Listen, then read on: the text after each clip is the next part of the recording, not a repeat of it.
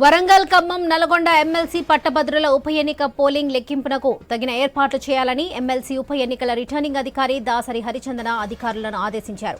నల్గొండ కలెక్టరేట్లో శాసన మండలి పట్టభద్రుల ఉప ఎన్నికల పోలింగ్ ఓట్ల లెక్కింపు ఏర్పాట్లపై నోడల్ అధికారులతో నిర్వహించిన సమీక్ష సమావేశంలో ఆమె మాట్లాడారు. ఎమ్మెల్సీ ఎన్నికలకు సంబంధించి ఈ నెల 27న నల్గొండ, సూర్యాపేట జిల్లాల పోలింగ్ సిబ్బందికి లెక్కింపు శిక్షణ కార్యక్రమాలు నిర్వహించామని, 24వ తేదీన పీఓ, ఏపీఓ, సూక్ష్మ పరిశీలకులకు 2వ విడత శిక్షణ కార్యక్రమాలు నిర్వహించామని తెలిపారు.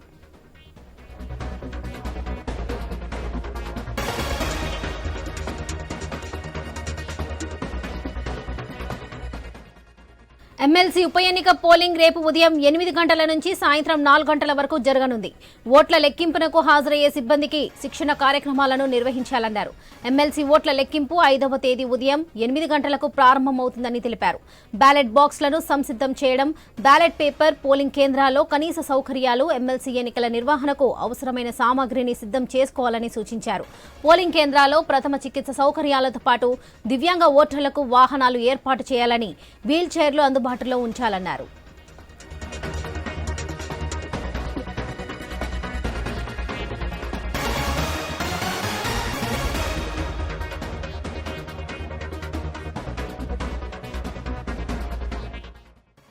వరంగల్, ఖమ్మం, నల్గొండ ఎమ్మెల్సీ పట్టభద్రుల ఉప ఎన్నిక పోలింగ్ లెక్కింపునకు తగిన ఏర్పాట్లు చేయాలని ఎమ్మెల్సీ ఉప ఎన్నికల రిటర్నింగ్ అధికారి దాసరి హరిచందన అధికారులను ఆదేశించారు. నల్గొండ కలెక్టరేట్లో శాసన మండలి పట్టభద్రుల ఉప ఎన్నికల పోలింగ్ ఓట్ల లెక్కింపు ఏర్పాట్లపై నోడల్ అధికారులతో నిర్వహించిన సమీక్ష సమావేశంలో ఆమె మాట్లాడారు. ఎమ్మెల్సీ ఎన్నికలకు సంబంధించి ఈ నెల 22న నల్గొండ, సూర్యాపేట జిల్లాల పోలింగ్ సిబ్బందికి లెక్కింపు శిక్షణ కార్యక్రమాలు నిర్వహించామని, 24వ తేదీన పీఓ, ఏపీఓ, సూక్ష్మ పరిశీలకులకు 2వ విడత శిక్షణ కార్యక్రమాలు నిర్వహించామని తెలిపారు.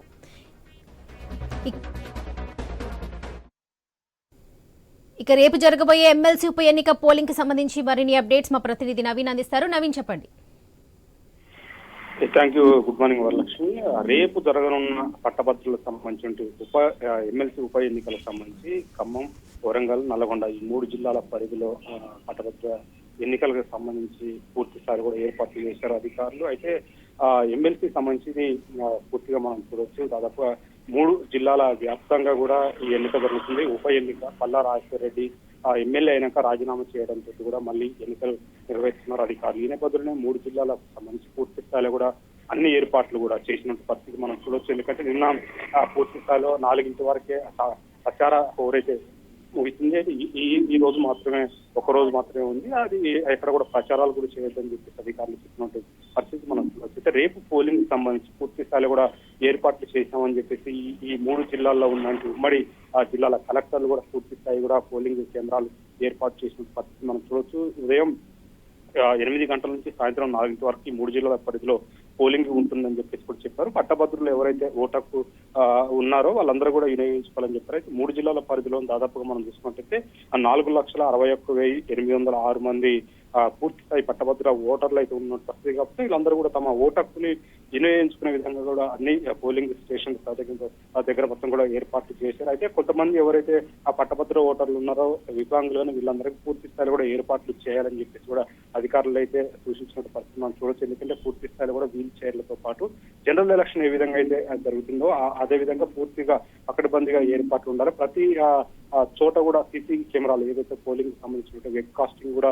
చేయాలని చెప్పేసి కూడా అధికారులు చెప్పారు. ఎక్కడ ఎలాంటి అవాంఛనీయ ఘటనలు చోటు చేసుకోకుండా పూర్తి కూడా ఏర్పాట్లు చేశామని చెప్పేసి కూడా ఇప్పటికే అధికారులు వెల్లడించినట్టు పరిస్థితి. కాబట్టి పలు దఫాల్లో కూడా ఇప్పటికే ఎన్నికలకు సంబంధించినటువంటి పీఓ, ఏపీఓలతో పాటు పోలింగ్ సిబ్బందికి కూడా శిక్షణ ఇచ్చినట్టు పరిస్థితి మనం చూడొచ్చు. ఎందుకంటే గతంలో మొన్ననే జనరల్ ఎన్నికలు జరిగాయి. జనరల్ ఎన్నికలు జరిగినాక 6 నెలలకే ఈ ఎన్నికలు, మళ్ళీ మొన్న ఎంపీ ఎన్నికలు జరిగిన పరిస్థితి. కాబట్టి వాళ్ళే పోలింగ్ సంబంధించినట్టు పీఓలు, ఏపీఓలతో పాటు ఇతర పోలింగ్ సిబ్బంది కూడా పూర్తి స్థాయి కూడా ఏర్పాటు చేస్తారు. ఎందుకంటే 3 జిల్లాల పరిధిలో జరుగుతున్న నేపథ్యంలో ఇప్పటికే ఎలక్షన్ కోడ్ కూడా అమల్లో ఉందని చెప్పేసి కూడా చెప్పారు. ఈ 3 జిల్లాల పరిధిలో ఎక్కడ కూడా పార్టీకి సంబంధించినటువంటి ఏది కూడా ప్రచారం చేయకూడదని చెప్పారు. అయితే దాదాపు మనం చూసుకోవచ్చు, ఈ ఎమ్మెల్సీ ఉప ఎన్నికల్లో దాదాపుగా 52 మంది అభ్యర్థులు అయితే పోటీలో ఉన్నారు. అయితే 3 ప్రధాన పార్టీలకు సంబంధించి కాంగ్రెస్ పార్టీతో పాటు బీజేపీ, టీఆర్ఎస్ 3 పార్టీలతో పాటు ఇతర అభ్యర్థులు కూడా మొత్తం ఇండిపెండెంట్ కలిసి దాదాపుగా 52 మంది అయితే ఆ అభ్యర్థులు పోటీలో ఉన్న పరిస్థితి మనం చూడొచ్చు. అయితే ఏ జిల్లాకు సంబంధించి ఆ జిల్లా నుంచి చూసుకుంటే 10ల సంఖ్యలో కూడా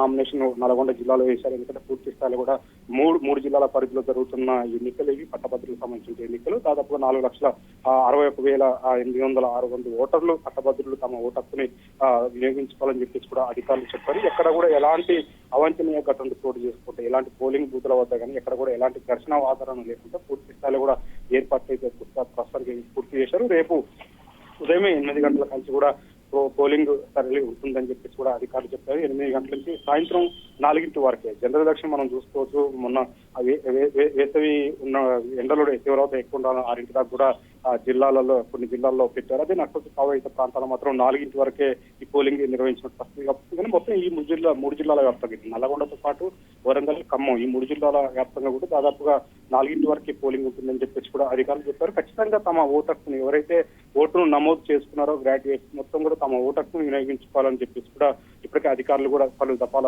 సూచించిన పరిస్థితి మనం చూడొచ్చు. అయితే దీనికి సంబంధించి ఎలాంటి ఇబ్బందులు లేకుండా తన ఓటు ఎప్పుడైతే నమోదు చేసుకుంటో ఓటు హక్కు వచ్చిన పరిస్థితిగా పడుతుంది. దగ్గరలో ఉన్న అధికారులకి తహసీల్దార్ కార్యాలయం కానీ దగ్గర ఉన్నటువంటి రెవెన్యూ డిపార్ట్మెంట్ కి సంబంధించి ఈ కార్యాలయం సరే తమ ఓటు హక్కు ఉందా లేదో కూడా ఒకసారి మళ్ళీ పరిశీలన చేసుకోవచ్చని కూడా చెప్పారు. ఎందుకంటే పూర్తి స్థాయిలో కూడా మొత్తం కూడా అందరికీ ఎవరైతే నమోదు చేసుకున్నారో ఓటు హక్కు గ్రాడ్యుయేట్ పూర్తి చేసిన మొత్తం కూడా వాళ్ళందరికీ కూడా తమ ఓటు హక్కు అర్హులైన అందరూ కూడా ఓటు హక్కు వచ్చిందని చెప్పేసి కూడా అధికారులు చెప్పారు. కానీ ఎక్కడ ఎలాంటి అవాంఛనీయ ఘటనలు చోటు చేసుకోకుండా ఎక్కడ ఘర్షణ వాతావరణం లేకుండా అన్ని పార్టీలను కూడా సమన్వయం పాటించాలని చెప్పేసి కూడా ఇక్కడ అధికారులు చెప్పిన పరిస్థితి కాబట్టి అయితే రేపు జరగనున్న ఎన్నికల నేపథ్యంలో పూర్తి స్థాయిలో కూడా 144 సెక్షన్ కూడా విధిస్తామని చెప్పేసి కూడా చెప్పారు. ఈ 3 జిల్లాల పరిధిలో నుండి పోలింగ్ ఎక్కడెక్కడే ఉన్నదో ఆ ప్రాంతం మొత్తం కూడా 144 అంటే 3 జిల్లాల వ్యాప్తం కూడా 144 సెక్షన్ కూడా విధిస్తామని చెప్పేసి కూడా అధికారులు చెప్పినట్టు పరిస్థితి కాబట్టి గుంపులు కూడా ఉండకూడదు. ఎక్కడ కూడా అంటే పోలింగ్ స్టేషన్ల వద్ద కూడా ఎలాంటి ప్రచారం కూడా చేయదు. దాదాపుగా 100 మీటర్ల దూరంలోనే పార్టీకి సంబంధించినటువంటి ఎవరైనా ఉంటే మాత్రం 100 మీటర్ల దూరంలో ఉండాలి తప్ప పోలింగ్ స్టేషన్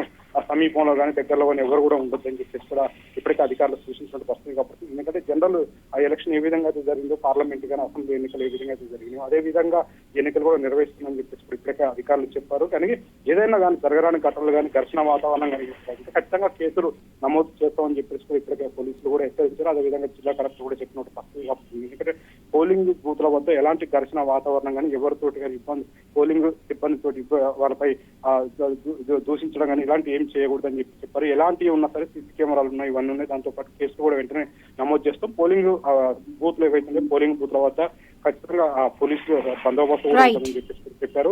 ఈ నేపథ్యంలో పూర్తి స్థాయి ఏర్పాట్లు జరిగింది. రేపు ఉదయం 8 గంటల నుంచి సాయంత్రం 4 వరకు కూడా తమ ఓటు హక్కు నిర్వహించుకోవచ్చని చెప్పి చెప్పారు. అయితే సాధారణంగా మనం చూడొచ్చు జనరల్ ఎలక్షన్ టైంలో ఏ విధంగా అయితే పోలింగ్ బూత్లు పడతారో ఆ విధంగా కాకుండా కొన్ని తక్కువ పోలింగ్ బూత్లు ఉంటాయి. ఎందుకంటే ఓటర్ల సంఖ్య చాలా తక్కువ ఉంటుంది 3 జిల్లాల వ్యాప్తంగా. ఈ నేపథ్యంలో పోలింగ్ బూత్లు ఏవైతే గుర్తించారో ఆ పోలింగ్ బూత్ లో మాత్రమే తమ ఓటు హక్కు వినియోగించే విధంగా పూర్తి స్థాయి ఏర్పాట్లు అయితే చేసినట్టు పరిస్థితి కనపడుతుంది. లక్ష్మణ్.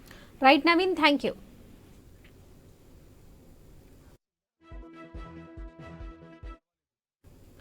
వరంగల్, ఖమ్మం, నల్గొండ ఎమ్మెల్సీ పట్టభద్రుల ఉప ఎన్నికల పోలింగ్ లెక్కింపునకు తగిన ఏర్పాట్లు చేయాలని ఎమ్మెల్సీ ఉప ఎన్నికల రిటర్నింగ్ అధికారి దాసరి హరిచందన అధికారులను ఆదేశించారు. నల్గొండ కలెక్టరేట్లో శాసన మండలి పట్టభద్రుల ఉప ఎన్నికల పోలింగ్ ఓట్ల లెక్కింపు ఏర్పాట్లపై నోడల్ అధికారులతో నిర్వహించిన సమీక్ష సమావేశంలో ఆమె మాట్లాడారు. ఎమ్మెల్సీ ఎన్నికలకు సంబంధించి ఈ నెల 22న నల్గొండ, సూర్యాపేట జిల్లాల పోలింగ్ సిబ్బందికి లెక్కింపు శిక్షణ కార్యక్రమాలు నిర్వహించామని 24వ తేదీన పీఓ, ఏపీఓ, సూక్ష్మ పరిశీలకులకు 2వ విడత శిక్షణ కార్యక్రమాలు నిర్వహించామని తెలిపారు. ఇదే విషయంపై మరింత సమాచారం మా ప్రతినిధి ప్రశాంత్ అందిస్తారు. ప్రశాంత్, రేపు ఎమ్మెల్సీ ఉప ఎన్నికల పోలింగ్ జరగనుంది. మరి ఉదయం 8 గంటల నుంచి సాయంత్రం 4 గంటల వరకు ఈ పోలింగ్ జరగనుంది. ఏర్పాట్లపై రిటర్నింగ్ ఆఫీసర్ హరిచందన కూడా సమీక్షించారు. దీనికి సంబంధించిన డీటెయిల్స్ ఏంటి?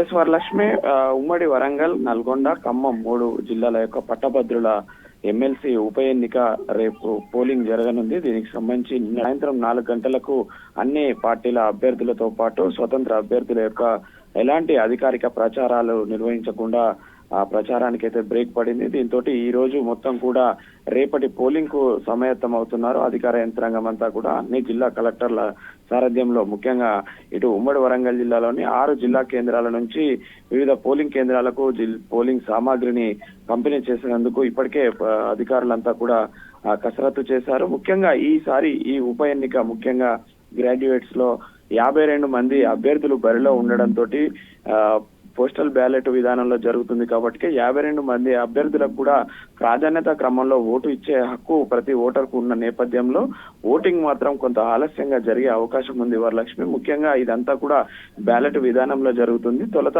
బ్యాలెట్ పేపరు అధికారులు ఓటర్ కి అందిస్తారు. అనంతరము ఆ బ్యాలెట్ పేపర్ ను ఓపెన్ చేసి వాళ్ళ ప్రాధాన్యత క్రమంలో ఓటు వేసి మళ్ళీ అనంతరం బ్యాలెట్ పేపర్ ను మలిచి మళ్ళీ ఆ బ్యాలెట్ బాక్స్ లో వేయాల్సి ఉంటుంది.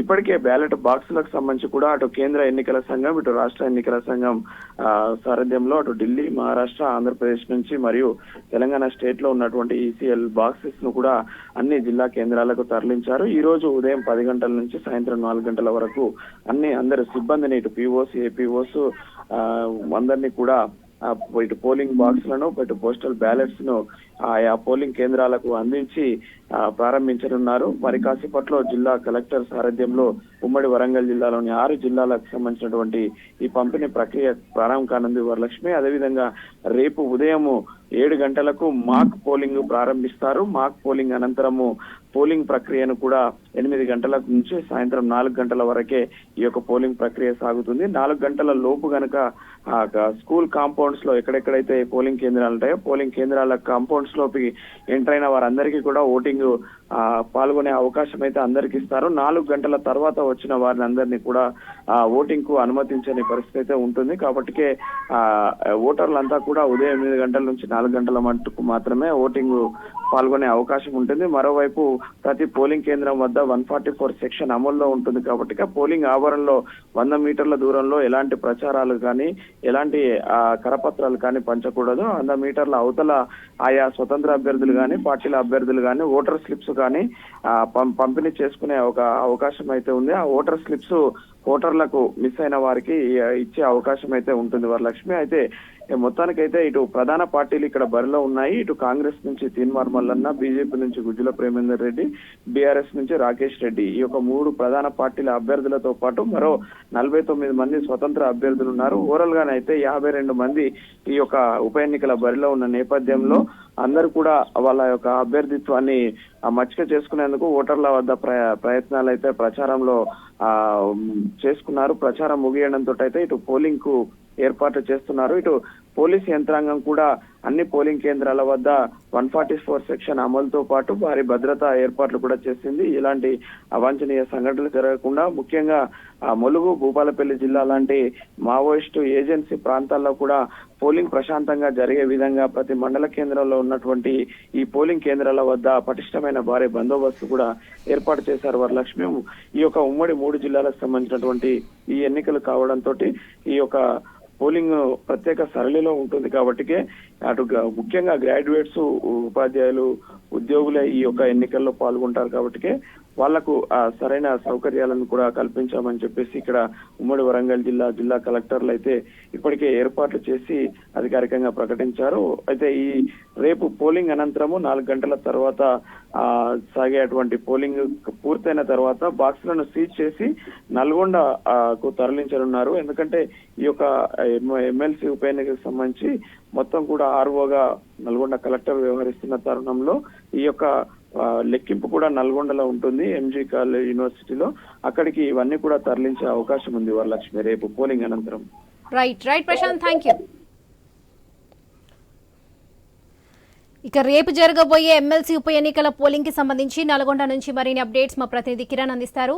కిరణ్, చెప్పండి. వరలక్ష్మి, పల్లా రాజేశ్వర రెడ్డి జనగామ ఎమ్మెల్యేగా గెలుపుతో ఇక్కడ ఉమ్మడి వరంగల్, నల్గొండ, ఖమ్మం పట్టభద్రుల ఎమ్మెల్సీ ఎన్నికకు సంబంధించి ఉప ఎన్నిక అనివార్యమైంది. ఈ ఎన్నిక మరికొన్ని గంటల్లో ప్రారంభం కానుంది.